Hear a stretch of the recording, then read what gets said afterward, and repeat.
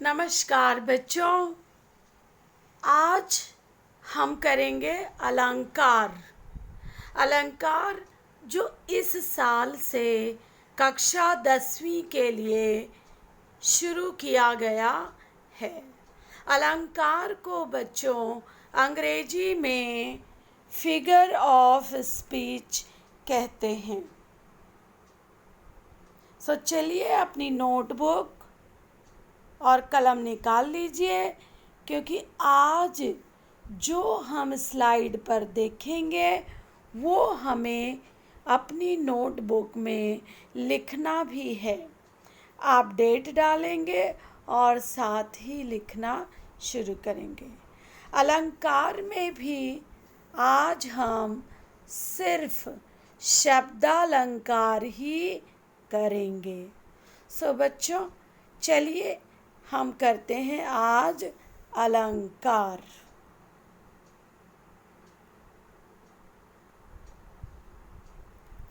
अलंकार, अलंकृति, अलंकार, अलम अर्थात इन सब का मतलब बच्चों होता है भूषण। भूषण, आभूषण जो हमें सजाने का काम करे। सजाने का काम करे, संवारने का काम करे, उसे अलंकार कहते हैं। देखिए यहाँ पर लिखा भी है, जो भूषित करे, सजाए, वह अलंकार है। अलंकार कविता कामिनी के सौंदर्य को बढ़ाने वाले तत्व होते हैं। जिस प्रकार आभूषण से यानी गहनों से नारी की सुंदरता, लावण्य बढ़ जाती है, उसी प्रकार अलंकार से कविता की शोभा बढ़ जाती है। शब्द तथा अर्थ की जिस विशेषता से काव्य का श्रृंगार होता है, उसे ही अलंकार कहते हैं। कहा भी गया है, अलम करोति इति अलंकारः, अर्थात जो अलंकृत करता है वही अलंकार कहलाता है। भारतीय साहित्य में अनुप्रास, उपमा, रूपक, अनन्वय, यमक, श्लेष, उत्प्रेक्षा, संदेह, अतिशयोक्ति, वक्रोक्ति और बच्चों बहुत सारे अलंकार हैं। पर ये सारे अलंकार हम नहीं कराएंगे। आपके परीक्षा के लिए जो पूछा जा रहा है बस उतने ही अलंकार हम करवाएंगे। आपको अलंकार का अर्थ लिखना है कि जो भूषित करे वह अलंकार है। अलंकार कविता के सौंदर्य को बढ़ाने का काम करता है और इसे अंग्रेजी में कहते हैं figure of speech. Figure of speech, ठीक है बच्चों। इसे अंग्रेजी में कहते हैं फिगर ऑफ स्पीच। आप यहाँ से भी सुन लीजिए, वहाँ का आपको पता होगा, तो दोनों को जोड़ करके भी इस टॉपिक को हम अच्छे से कर सकते हैं। चलिए मैं नेक्स्ट स्लाइड पर चलती हूँ और इसमें से आप थोड़ा सा निकाल करके लिख लीजिए। अलम करोति इति अलंकारः। अलंकार के भेद बच्चों, आपको जो अलंकार मैं करवाऊंगी वो इस प्रकार से है। शब्दालंकार, अनुप्रास अलंकार, यहाँ पे बच्चों ये आ दिया हुआ है, आप अ ही करेंगे। अनुप्रास अलंकार, अनुप्रास, अनुप्रास अलंकार, यमक अलंकार, श्लेष अलंकार, पुनरुक्ति अलंकार। अलंकार, शब्दालंकार यानी शब्दों के माध्यम से जो ऐसी ध्वनि का निर्माण करे जिससे कविता में सुंदरता आ जाए, उसे शब्दालंकार कहते हैं। अर्थालंकार, जहाँ अर्थ की दृष्टि से कविता में एक चमत्कार पैदा हो, कविता का सौंदर्य बढ़ जाए, उसे अर्थालंकार कहते हैं। बच्चों, आप भी इसी तरह से डिवाइड करके अलंकार के भेद लिख लेंगे। लिख लिया होगा आपने, वीडियो रुका के आप लिख लीजिएगा। हम चलते हैं अगले स्लाइड पर। अनुप्रास अलंकार किसे कहते हैं? सो बच्चों, अनुप्रास अलंकार एक या अनेक वर्णों के पास पास तथा क्रमानुसार आवृत्ति को अनुप्रास अलंकार कहते हैं। जहाँ एक शब्द या वर्ण बार बार आता है, वहाँ अनुप्रास अलंकार होता है। अनुप्रास का अर्थ है दोहराना। जहाँ कारण उत्पन्न होता है, अर्थात काव्य में जहाँ एक ही अक्षर की आवृत्ति बार बार हो, वहाँ अनुप्रास अलंकार होता है। बच्चों, ये तुम लोग बहुत ये वाक्य, ये पंक्तियाँ आप लोग बहुत बोलते हो कि चंदू के चाचा ने चंदू की चाची को चांदनी रात में चांदी के चम्मच से चटनी चटाई। सो वहाँ उस लाइनों, उस कविता में भी, उस वाक्य में भी च वर्ण की आवृत्ति बार बार आई है। शायद इसको एलिट्रेशन बोलते हैं अंग्रेजी में। यहाँ पे उसके उदाहरण दिए, तरनी तनुजा तट तमाल तरुवर बहु छाए। बच्चों, यहाँ पे देखिए त वर्ण की आवृत्ति, लेटर त जो है वो एक से अधिक 4 बार आया, 4 नहीं 5 बार आया हुआ है। तरनी में 1 त, तनुजा में 2 त, तट में 3, तमाल में 4 और तरुवर में 5 बार त अक्षर की पुनरावृत्ति आवृत्ति हुई है। इसलिए यहाँ अनुप्रास अलंकार है। दूसरा उदाहरण ले लीजिए। चारु चंद्र की चंचल किरणें खेल रही हैं जल थल में। देखिए बच्चों, यहाँ पे च और ल अल्फ़ाबेट बार बार आया है, इसलिए यहाँ पर भी अनुप्रास अलंकार है। आपको जो भी स्लाइड पर दिया हुआ है, ये कॉपी करना है अपनी नोटबुक में। तीसरा उदाहरण हम देख लेते हैं।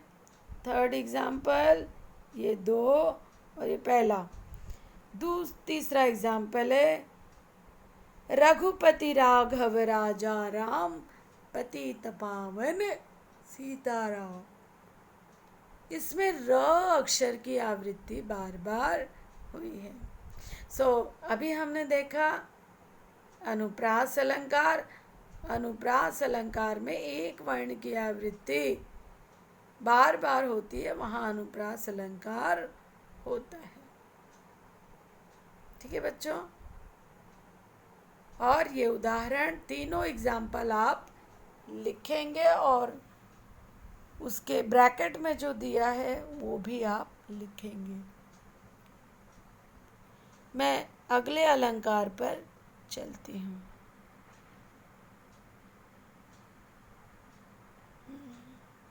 यमक अलंकार। जब एक ही शब्द दो बार होता है और दोनों बार उसके अर्थ अलग अलग होते हैं, तब उसे यमक अलंकार कहते हैं। यमक अलंकार शब्द, पूरा शब्द एक से अधिक बार प्रयुक्त हो और उसके अर्थ अलग अलग हो। उदाहरण के लिए जैसे देखिए, 3 बेर खाती थी वे 3 बेर खाती हैं। यहाँ पे बच्चों बेर के अलग अलग अर्थ दिए हैं। 3 बेर खाती थी, वो मतलब यहाँ पर 3 टाइम्स।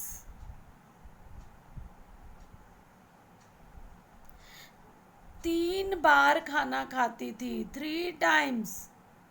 दिन में 3 बखत, 3 बखत खाना खाती थी, 3 टाइम्स इन अ डे।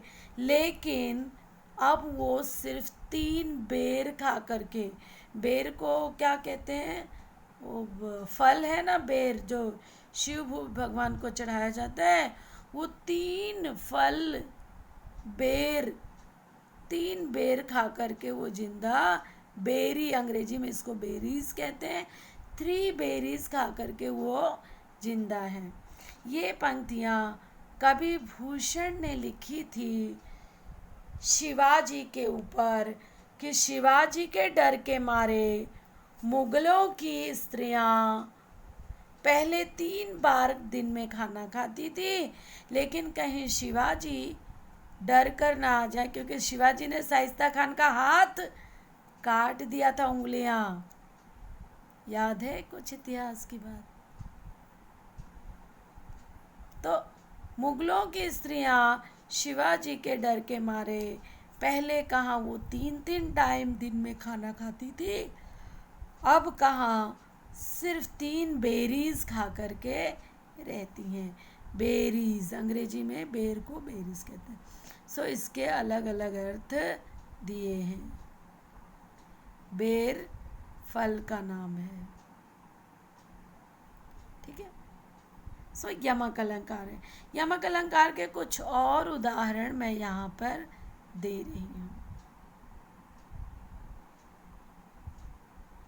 यमक के उदाहरण, पहला उदाहरण देखिए, कनक कनक ते 100 गुनी, मादकता अधिकाय, या खाए बौराय जग, वा पावे बौराय।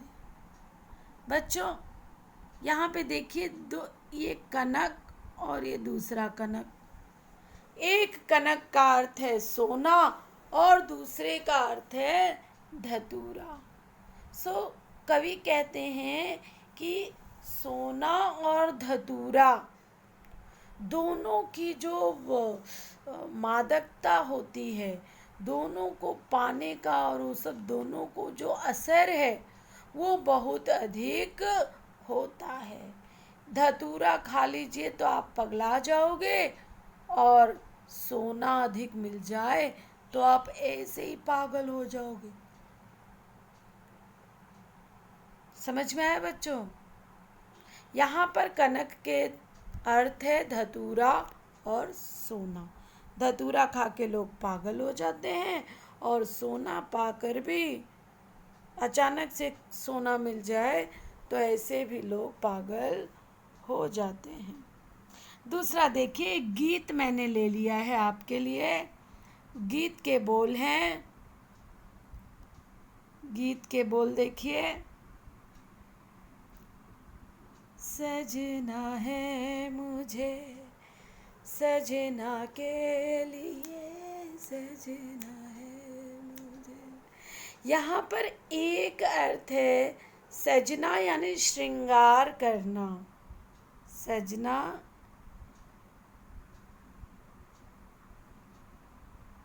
श्रृंगार करना। श्रृंगार करना है, लेकिन किसके लिए? अपने प्रियतम के लिए।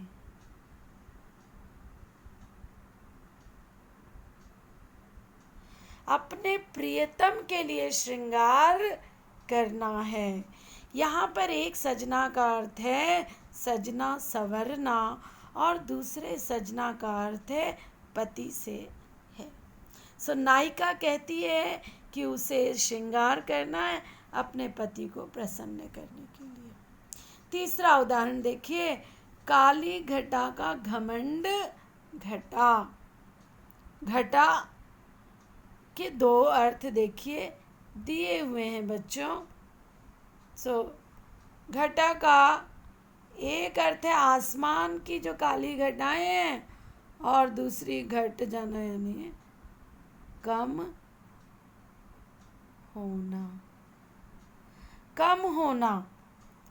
काली घटा, ये जो आसमान में काली काली घटाएं आती हैं, उन काली घटाओं का घमंड घट जाना यानी कम हो जाना।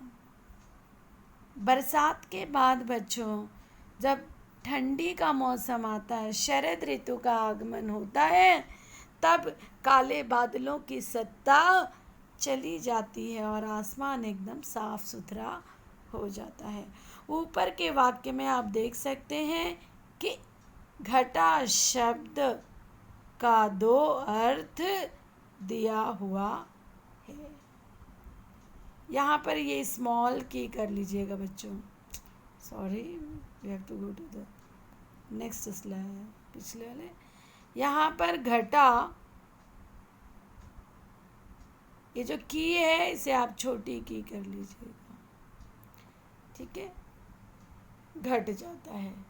चलिए अब हम आगे चलते हैं।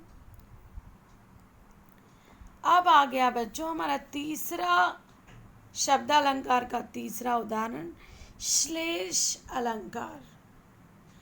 बच्चों इसमें जो शब्द होते हैं वो शब्द का एक ही अर्थ है। श्लेष का अर्थ होता है चिपकना, लेकिन वो अलग अलग चीज़ों के साथ में अलग अलग अर्थ देने लगता है। इसका उदाहरण मैं आपको दे देती हूँ। पहले तो, चरण धरत चिंता करत, चितवत चारहु ओर, सुबरन को खोजत फिरत, कवि व्यभिचारी चोर। ओके,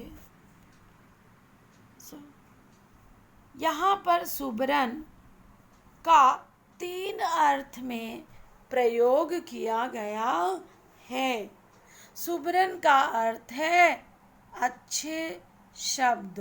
सुबरन यानी सुंदर वर्ण, सुंदर वर्ण। जो कवि होते हैं वो अच्छे अल्फ़ाबेट, अच्छे शब्दों की खोज में फिरते हैं कवि।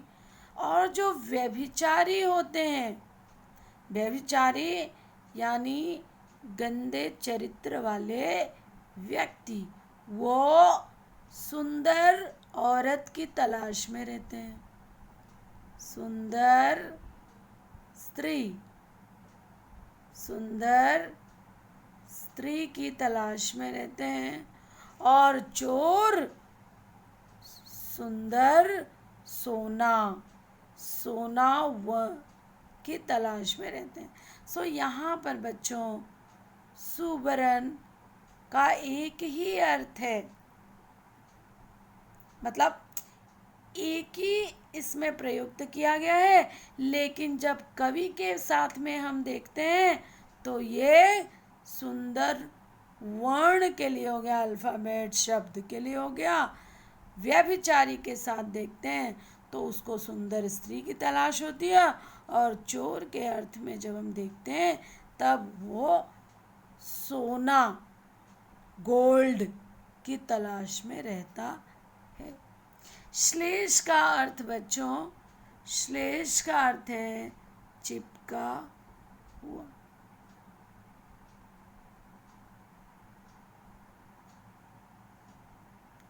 चिपका हुआ, इसके जो अर्थ होते हैं शब्दों के वो चिपके हुए होते हैं। दूसरा एग्जाम्पल मैं जब लूँगी बच्चों तो आपको जरा जो अंतर है ना वो पता चल जाएगा कि यमक और श्लेष में क्या अंतर है।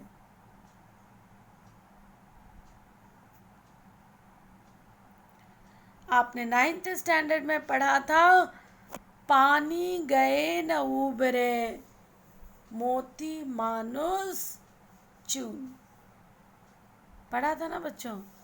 रहीमन पानी राखिए बिन पानी सब सून, पानी गए न उबरे मोती मानुष चून। सो बच्चों यहाँ जो पानी है ये पानी का अर्थ पानी ही है, जल वाटर ही है, लेकिन ये वाटर मोती के साथ अलग अर्थ देता है। मोती का चमक, चमक, मनुष्य के साथ उसकी इज्जत, मान सम्मान प्रतिष्ठा, और चूना बिना पानी के मृत हो जाता है, चूने का स्वाद नहीं रह जाता। ठीक है। सो बिना पानी के मोती मनुष्य और चूना किसी काम के नहीं रह जाते। सो पानी का अर्थ यहाँ पे अलग अलग चीज़ों के साथ में चिपका हुआ है।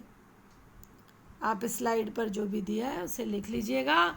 यहाँ पानी का प्रयोग 3 बार किया गया है, किंतु दूसरी पंक्ति में रहीमन पानी राखिए बिन पानी सब सून, पानी गए न उबरे मोती मानुष चून। सो इसमें 3 बार प्रयोग किया गया है। मोती के संदर्भ में पानी का अर्थ चमक या कांति है। मनुष्य के संदर्भ में पानी का अर्थ इज्जत सम्मान, और चूने के संदर्भ में पानी का अर्थ साधारण पानी जल है। समझ में आया बच्चों? श्लेष अलंकार, श्लेष यानी चिपका हुआ, उसके जो अर्थ है वो चिपका हुआ होता है।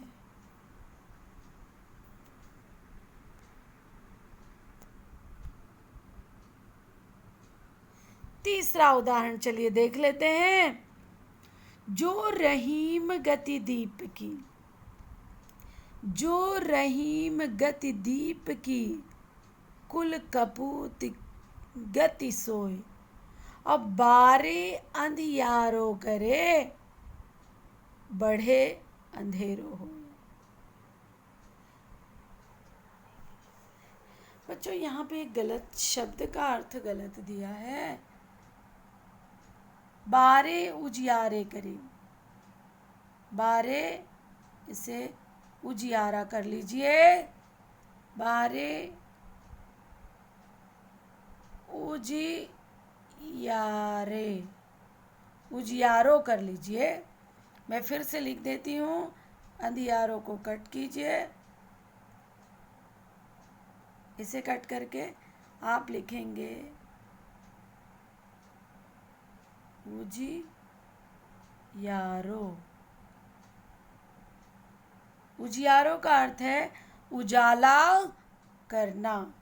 सो रहीम दास जी कहते हैं, जो रहीम गति दीप की, जो स्थिति दीपक की होती है, वैसे ही अगर परिवार में कुपुत्र पैदा हो जाए, नालायक बेटा बेटा अगर नालायक पैदा हो जाए तो दोनों की स्थिति गति एक समान होती है।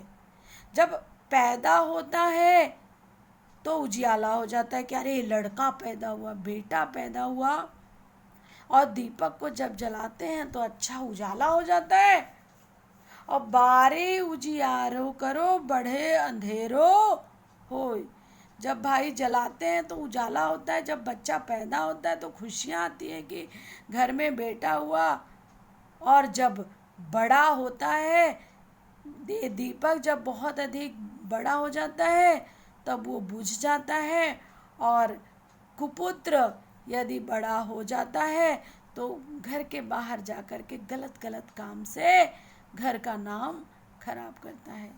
यहाँ बढ़े शब्द एक बार प्रयोग हुआ है, परंतु उसके दो अर्थ निकल रहे हैं। एक अर्थ है बालक के बड़ा होने से और दूसरा है दीपक के बुझने से। बारे अंधियारे करे बढ़े अंधेरो हो। सो एक ही बार बारे शब्द का प्रयोग हुआ है, लेकिन उसके अर्थ अलग अलग हैं। दरअसल ये पूरा दोहा ही का अर्थ ही एकदम चिपका हुआ है। दीपक और कुल कपूत के अर्थ में भी प्रयुक्त हुआ है। रही मन जो गति दीप की, कुल कपूत की सोई, बारे उजियारे करे बढ़े अंधेरो हो।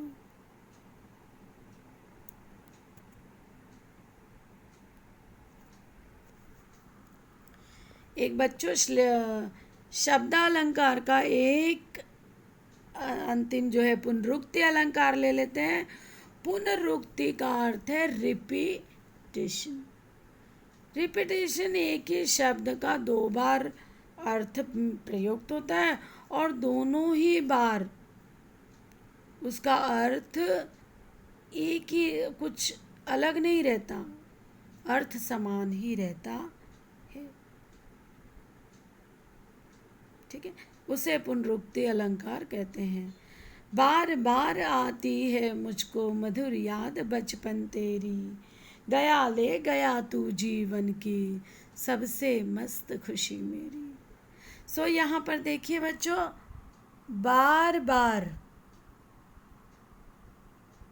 दो बार आया है, रिपीटेशन है।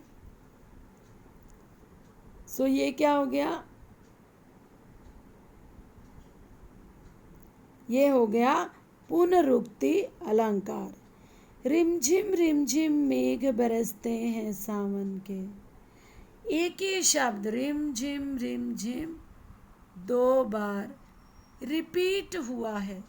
सो कभी कभी कवि एक ही शब्द को तुकबंदी लाने के लिए, लय ताल और संगीत देने के लिए एक ही शब्द के बार बार प्रयोग करते हैं, जिसे पुनरुक्ति अलंकार कहते हैं। बच्चों, आज के हमारे इस कक्षा में अलंकार के ये 4 प्रकार ही हमने किया। ये हो गया शब्दालंकार। एक बार फिर से रिपीट कर दूं क्या? चलो कर देती हूँ।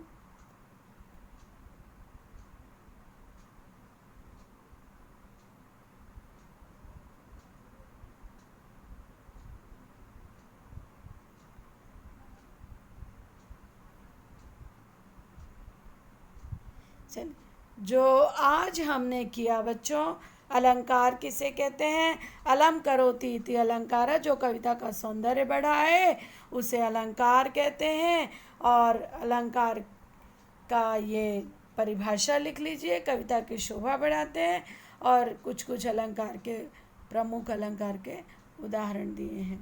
नेक्स्ट हमने किया अलंकार के भेद, शब्दालंकार, अर्थालंकार और उसके और सब पार्ट हमने लिया, सिर्फ देखा। उसके बाद हमने सिर्फ और सिर्फ आज किया है शब्दालंकार। शब्दालंकार का पहला अलंकार था अनुप्रास अलंकार। अनुप्रास अलंकार जहाँ एक ही वर्ण की आवृत्ति बार बार होती है, जैसे कि चंदू के चाचा ने चंदू की चाची को चांदनी रात में चांदी के चम्मच से चटनी चटाई। यमक अलंकार अनेकार्थी शब्द। समझ में आया? आपने बहुत 8वीं 9वीं 6ठी में हमने अनेकार्थी शब्द करवाए थे। शब्द का प्रयोग एक से अनेक बार हो और उसके अर्थ अलग अलग हों तो उसे यमक अलंकार कहते हैं। उसका हमने उदाहरण दिया था, 3 उदाहरण। सजना है मुझे सजना के लिए, काली घटा का घमंड घटा, और कनक कनक का एक अर्थ था सोना और दूसरा था धतूरा। तीसरा हमने किया श्लेष अलंकार। श्लेष का अर्थ है चिपका हुआ। शब्द एक ही रूप में, अपने वही रूप में प्रयुक्त हुआ है, लेकिन अलग अलग वस्तुओं के साथ अलग अलग अर्थ देता है, इसलिए उसे हम कौन सा अलंकार कहते हैं? श्लेष अलंकार कहते हैं। श्लेष अलंकार के अन्य उदाहरण, पानी गए न उबरे, रहीमन पानी राखिए, बिन पानी सब सून, पानी गए न उबरे, मोती मानुष चिन्ह। जो रहीम गति दीप की, दीपक और कुपुत्र की गति एक ही प्रकार है। पुनरुक्ति, एक ही पद जो है वो बार बार रिपीट होता है, उसे पुनरुक्ति अलंकार कहते हैं। बच्चों, आज की हमारी क्लास यहीं पर ख़त्म होती है।